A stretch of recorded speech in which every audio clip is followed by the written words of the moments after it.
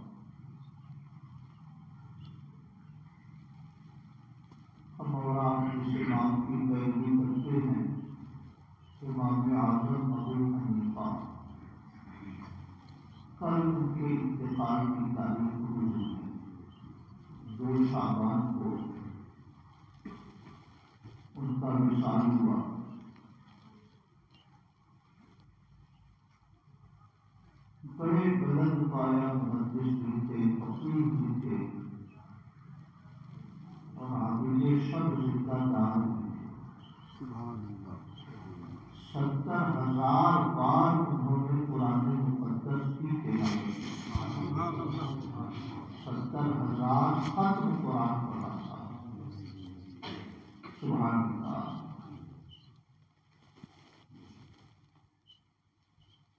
تو ان کا یہ صاف موقف ہے جو کہ حدیث کی روشنی میں ہے۔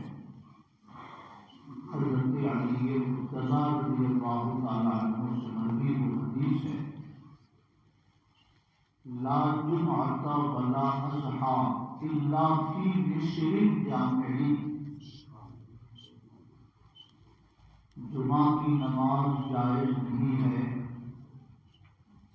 عید و بقرعید کی نماز جائز نہیں ہے مگر شہر میں۔ مصر کا معنی شہر۔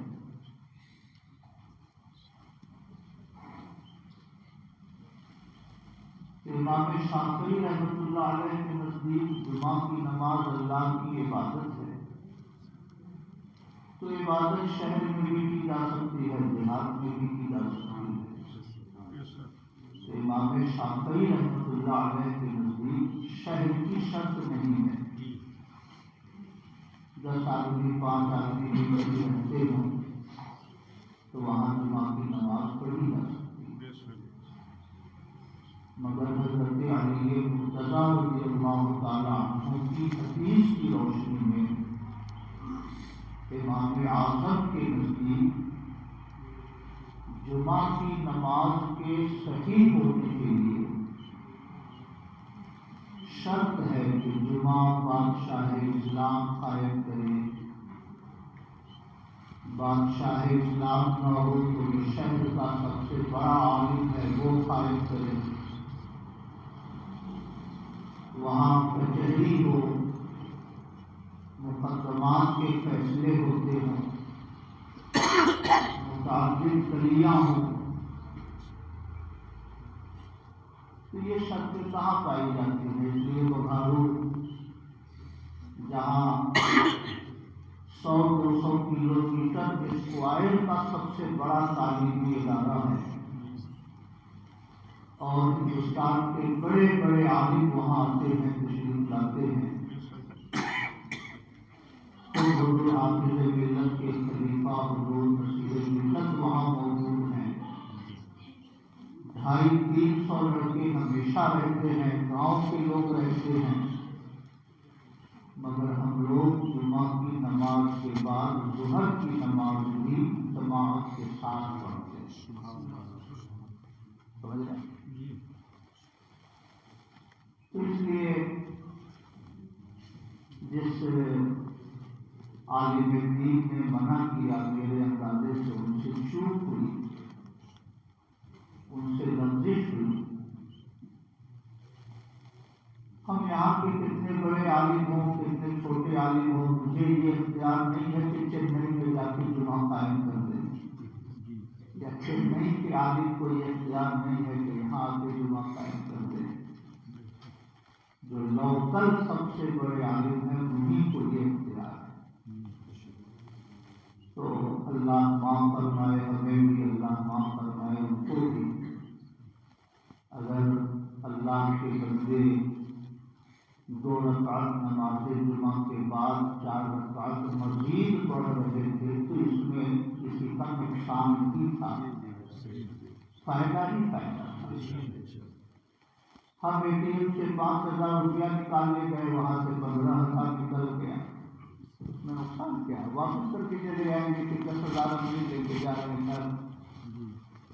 تو آپ باہر سے جمعہ کی نماز پڑھ لیں، عالم کی اقتداء میں صحیح نماز پڑھنے والے کی قیادت میں آپ نے 4 رکعت مزید پڑھ لی، تو جمعہ اگر ادا ہو گیا تو سبحان اللہ، اور جمعہ ادا نہ ہو سکی تو کم سے کم ظہر کی نماز تو ہماری ادا ہو گئی۔ وہ کلمہ پڑھنے والے مسلمان جو ہفتے بھر نماز نہیں پڑھتے، کم سے کم اسی بہانے ایک وقت کی نماز تو ان کی ادا ہو گئی۔ تو اس لیے میرے اندازے سے ان سے چوک ہوئی، تصادم ہوا۔ کیا ہی اچھا ہوتا کہ جو طریقہ رائج تھا وہ طریقہ رائج رہتا۔ اللہ تعالیٰ ہم سب کو توفیق خیر دے۔ حدیث شریف میں فرمایا گیا کہ جیسے کسی مچھلی کو پانی میں ڈال دیجیے تو اس بڑا سکون سے مچھلی رہتی ہے، ویسے ہی ایمان والے مسجد میں بڑے سکون سے رہتے ہیں، اور جیسے کسی مچھلی کو پانی سے نکال کے باہر رکھ دیجیے تو چھٹپٹاتی ہے، ویسے ہی جن کے سینے میں ایمان کا اجالا ذرا کم ہوتا ہے تو مسجد میں جیسے ہی آتے ہیں وہ چھٹپٹانے لگتے ہیں۔ شیطان کہتا گھر چلو گھر چلو گھر چلو گھر چلو، جیسے ہی امام صاحب نے سلام پھیرا آدھا مجمع نکل کے چلا جاتا ہے، شیطان کہتا ہے کہ اس کو میٹھی مت لے دو، گھر جا کے اس کو یوٹیوب میں لگائے رکھو، فیس بک میں لگائے رکھو، واٹس ایپ میں لگائے رکھو۔ انسانوں کا بھلا ہوا دشمن شیطان ہے، اس لیے میں آپ سے کچھ نہیں کہتا، ہاں اپنی اس خواہش کا اظہار ضرور کرتا ہوں کہ اللہ تعالیٰ جسے توفیق دے وہ نماز ظہر ادا کرتے رہیں۔ نماز ظہر کی ادائیگی میں کوئی شک نہیں ہے، جمعہ کی ادائیگی میں شک ہے، جمعہ کی ادائیگی میں شک ہے کہ ہماری جمعہ ہوئی کہ نہیں ہوئی، ظہر کی ادائیگی میں کوئی شک نہیں ہے، تو جو مشکوک ہے ہم اسے ادا کر لیں اور جو کنفرم ہے اس کو چھوڑ کے چلے جائیں۔ تو یہ وسوسہ شیطانی ہے، شیطان ہمیں گمراہ کرتا ہے، ہمارے دلوں میں وسوسے ڈالتا ہے۔ جمعہ کے دن آپ نے ابھی سنا کہ بزرگان دین کا معمول تھا کہ کم سے کم 1000 بار درود شریف پڑھتے تھے۔ تو گھر والوں تو نہیں پڑھ پائے گا، لیکن اگر تھوڑی دیر بیٹھا ہے تو سبحان اللہ الحمدللہ صلی اللہ علیہ یا رسول اللہ کچھ تو پڑھتا رہے گا۔ کچھ نہ صحیح تو گھر پہ جن گناہوں میں آدمی مبتلا رہتا ہے اس گناہ سے تو بچا رہے گا۔ اس لیے ہماری زندگی کا وہی لمحہ سب سے قیمتی لمحہ ہے جو اللہ کی یاد میں گزر جائے۔ درود شریف پڑھیے، اللہم صلی علی سیدنا و مولانا محمد المعظم وعلی آلہ وصحبہ وبارک وسلم، صلاۃ و سلام علیہ یا رسول اللہ۔ شہر کی جو سب سے آسان تعریف کی جاتی ہے، یعنی امام اعظم کے ہاں تو جہاں عدالت ہو، کچہری ہو، حاکم بیٹھتا ہو، گلی کوچے ہو، بہت مشکل تعریف ہے امام اعظم کے ہاں۔ امام ابو یوسف ان کے جو شاگرد ہیں ان کے ہاں جو شہر کی سب سے آسان تعریف ہے وہ یہ ہے کہ اتنی بڑی آبادی ہو کہ اگر اس آبادی کے سارے بالغ مسلمان جمع ہو جائیں مسجد میں تو مسجد بھر جائے، ایک دو آدمی ہی صحیح مگر اسے مسجد کے باہر جا کر نماز پڑھنی پڑے تو اس آبادی کو شہر کہا جائے گا۔ جو سب سے ہلکی اور آسان تعریف امام ابو یوسف نے کی، اس لحاظ سے نہ بغارو کی مسجد بھرتی ہے نہ کرامی کی مسجد بھرتی ہے، یعنی جو سب سے آسان تعریف ہے اس کے لحاظ سے بھی نہ بغارو شہر ہے نہ کرامی شہر ہے۔ اس لیے میرے بھائیوں ہم لوگوں کو اپنے امام کا دامن مضبوطی سے تھامے رہنا چاہیے اور کوشش کرنی چاہیے کہ جو لمحہ اللہ کے ذکر میں گزر جائے اس لمحے کو اپنی زندگی کا قیمتی سرمایہ سمجھنا چاہیے۔ ہم لوگ آئے والد صاحب کے دولت قدے پر اور آ رہے ہیں، میرے خیال سے 10 سال سے 15 سال سے تو آئی گئے ہیں کہ ہم لوگوں کو وضو کی ضرورت تھی، استنجا خانے گئے وضو کرنے کے لیے، حاجی صاحب پانی نہیں لے کر آئے، استنجا خانے کا جو سب سے ٹف معاملہ ہے وہ بالٹی کا معاملہ ہے۔ استنجا خانے میں بالٹی رکھی گئی، ایک جگ رکھ دیا گیا۔ میرے خیال میں 99% گھروں میں یہی ہوتا ہے۔ ہم نے استنجا کر لیا، ہمیں ضرورت ہے طہارت کی تو ہم جگ ڈبو کر اس سے پانی نکالتے ہیں، اپنے بدن پہ بہاتے ہیں۔ پانی ختم ہوا تو دوبارہ جگ سے پانی لیتے ہیں، پھر بہاتے ہیں۔ اس طریقے میں خطرہ یہ ہے کہ جب ہم نے جگ سے پانی اپنے بدن پہ بہایا تو اگر نیچے سے پین سے ایک آدھ قطرہ بھی چھینٹ کی شکل میں اڑ کر اگر جگ کے نیچے والے حصے میں لگ گیا اور پھر اسی جگ کو ہم نے بالٹی میں ڈبو دیا تو سارا پانی بالٹی کا ناپاک ہو گیا۔ پھر وہی پانی ہم نے بدن پہ بہا لیا تو پہلے انچ بھر کی جگہ ناپاک تھی، اب کٹھے بھر کی جگہ ناپاک ہو گئی۔ وہ پانی ہمارے کپڑے میں لگا، کپڑا ناپاک ہو گیا۔ اب ہم کیسی بھی خوشبو لگا کر آئیں، وضو کر کے آئیں، مگر جب ہمارا بدن پاک نہیں ہے تو نہ ہماری نماز درست ہوگی، نہ ہمیں نماز میں کوئی روحانی لذت ملے گی، نہ ہماری روح کو کوئی سکون ملے گا۔ تو مجھے تو بہت راحت ہوئی، مگر استنجا بہت تیز لگا ہوا تھا، اس لیے میں نے بالٹی میں ڈبونے کے بجائے بالٹی سے پانی گرایا جگ پر، پھر پانی بہایا جگ سے، پھر ہم نے استنجا کیا، پھر دوبارہ پانی لینے کی حاجت ہوئی تو پھر دوبارہ بالٹی کو جھکا کے گرایا۔ ڈبونے کی ہمت میرے اندر نہیں ہوئی۔ ہر طرح کے لوگ آتے ہیں، نیچے رکھا، یہاں رکھا، وہاں رکھا۔ میرے بھائیوں، کسی بھی عبادت کے لیے کمپلسری شرط ہے طہارت، خاص طور سے نماز کی۔ اس لیے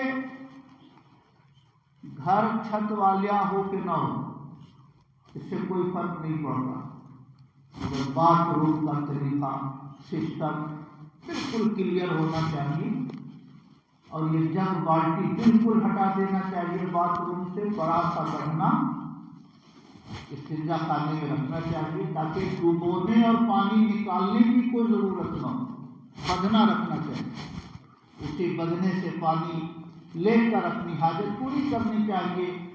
گندگی کو بہانا ہو تو پھر اسی بدنے کو بھر کر آدمی کو گندگی کو بہا دینا چاہیے، مگر یہ جگ بالٹی بالکل ہٹا دینا چاہیے تاکہ کم سے کم ہمارا جسم پاک رہے۔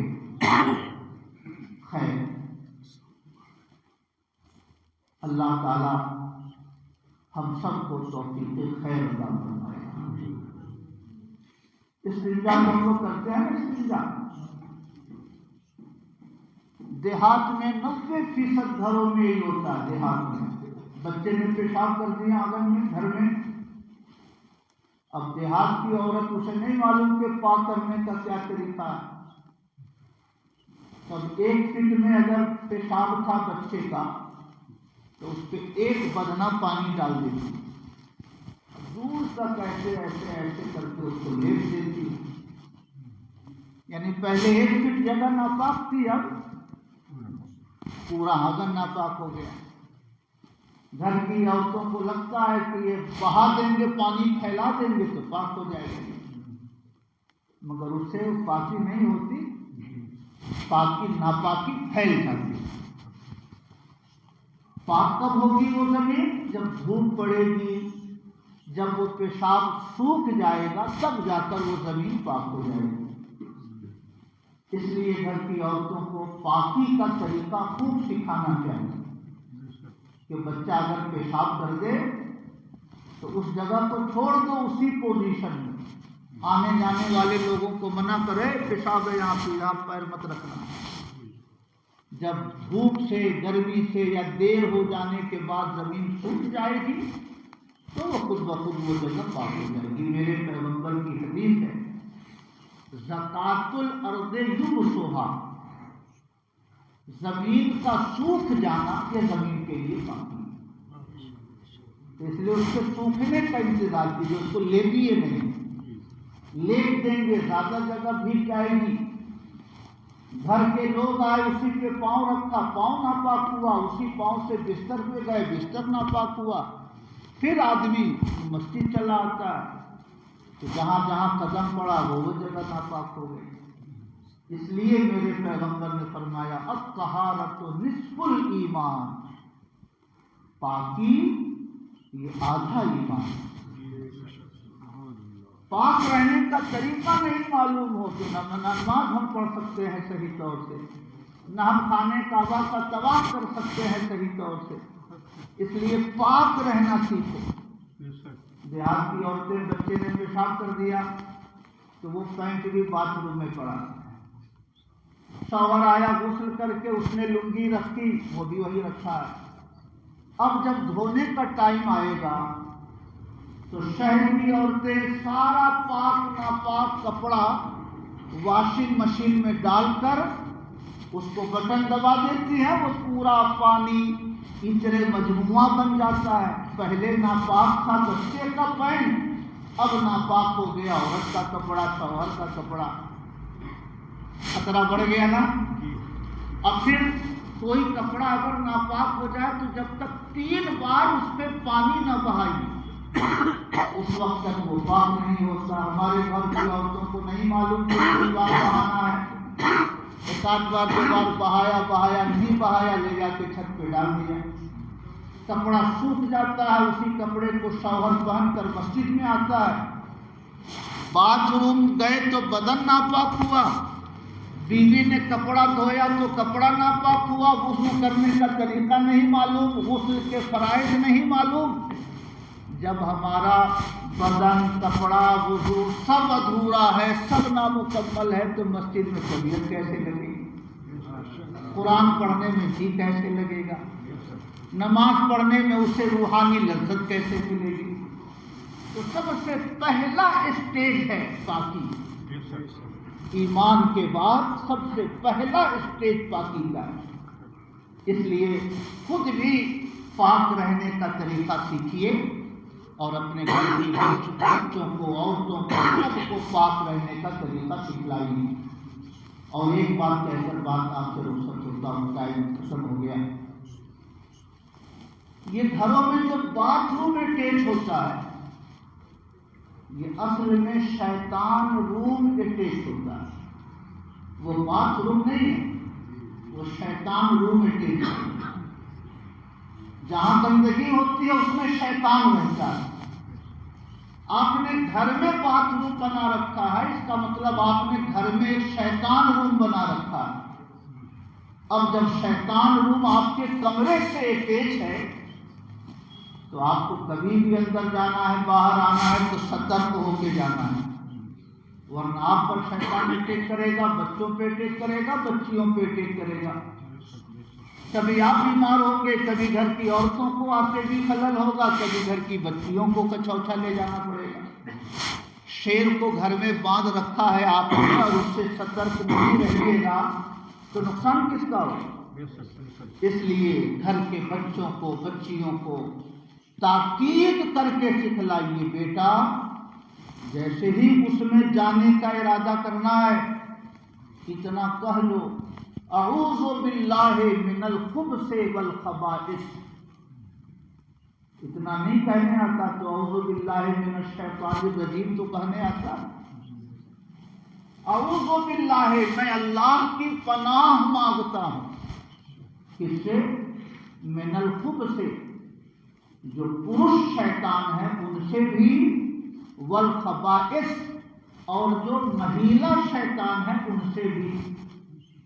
جب یہ شبد کہہ لیجئے گا کہ میں پروش شیطان اور مہیلا شیطان سب سے اللہ کی پناہ مانگتا ہوں، جہاں شہنشاہ کا نام لے کے اندر جائیے گا تو اب کسی کی ہمت نہیں ہے کہ آپ کے بدن کو ٹچ کرے، کسی میں ہمت نہیں ہے کہ آپ کے بچوں کو نقصان پہنچا سکے۔ اس لیے جب بھی جائیے تو یہ کہہ کر جائیے، بچوں کو عادت ڈلوائیے، دروازے پہ لکھ کے لٹکا دیجئے، بیٹا پہلے یہ دعا پڑھ لو تب اندر جانا، بیٹا پہلے یہ دعا پڑھ لو تب اندر جانا۔ اور ایک بات اور خیال رکھنا ہے، باتھ روم کو کبھی کھلا نہیں رکھنا چاہیے۔ جب بھی باہر نکلیے بسم اللہ الرحمن الرحیم کہہ کر دروازہ بند کر دیجیے، سمجھ رہے ہیں؟ کھلا نہیں رکھنا چاہیے۔ اگر باتھ روم کا دروازہ کھلا ہے تو کسی بھی لمحے شیطان آپ کے گھر میں آ سکتا ہے، جا سکتا ہے، آپ کو نقصان پہنچا سکتا ہے، آپ کو پریشان کر سکتا ہے۔ اس لیے باتھ روم کا دروازہ بند رکھیے، جیسے کہ شیطان کا، جیسے کہ شیر کا دروازہ بند کر کے رکھتے ہیں، ویسے ہی اس کے دروازے کو بھی کھلا نہیں رکھنا چاہیے۔ اور کھانا کھانا ہے بسم اللہ الرحمن الرحیم، کپڑا پہننا ہے بسم اللہ الرحمن الرحیم، دروازہ کھولنا ہے بسم اللہ الرحمن الرحیم، بند کرنا ہے بسم اللہ الرحمن الرحیم، بستر بچھانا ہے بسم اللہ الرحمن الرحیم، بستر لپیٹنا ہے بسم اللہ الرحمن الرحیم۔ شہنشاہ کائنات کا نام ہر قدم پر لیتے جائیے، اس کا نام لیتے جائیے گا تو اب شیطان نہ آپ کے کھانے کو ٹچ کرے گا، نہ بستر کو ٹچ کرے گا، نہ آپ کے پانی کو ٹچ کرے گا، نہ آپ کے کمرے میں وہ قدم رکھے گا۔ کائنات کے پروردگار کا نام لیتے جائیے گا تو چابی لگتی جائے گی۔ اب کسی میں ہمت نہیں ہے کہ آپ کو ٹچ کر سکے، یا آپ کے کپڑے کو ٹچ کر سکے، یا آپ کے کھانے اور پانی کو ٹچ کر سکے۔ تو بچوں کو بسم اللہ کی عادت ڈلوائیے۔ 786 لکھتے تو ہے چٹھی پر، گاڑی پر، دروازے پر، مکان پر، مگر یہ 786 جانتے ہیں؟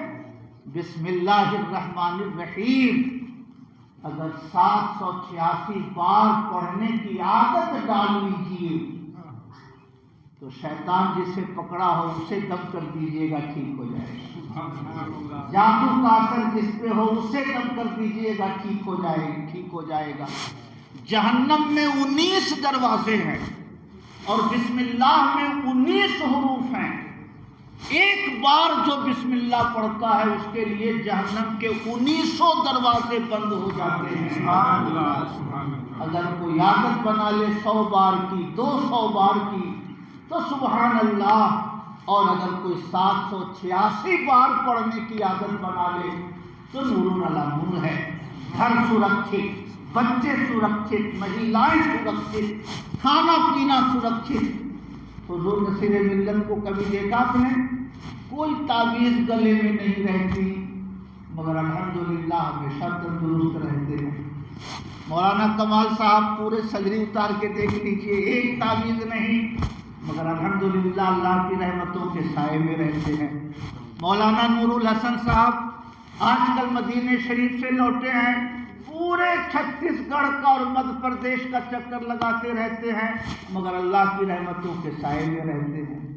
دو چیزیں ہیں، بسم اللہ کی عادت ڈال لیجئے اور آیت الکرسی پڑھنے کا اگر معمول بنا لیجئے تو کیا کہنا۔ یہ دو چیزیں انسان کی حفاظت کے لیے سب سے بڑا نسخہ ہے۔ اللہ تعالیٰ جس بندے پر کرم فرماتا ہے اسے بسم اللہ پڑھنے اور آیت الکرسی پڑھنے کی توفیق عطا فرماتا ہے۔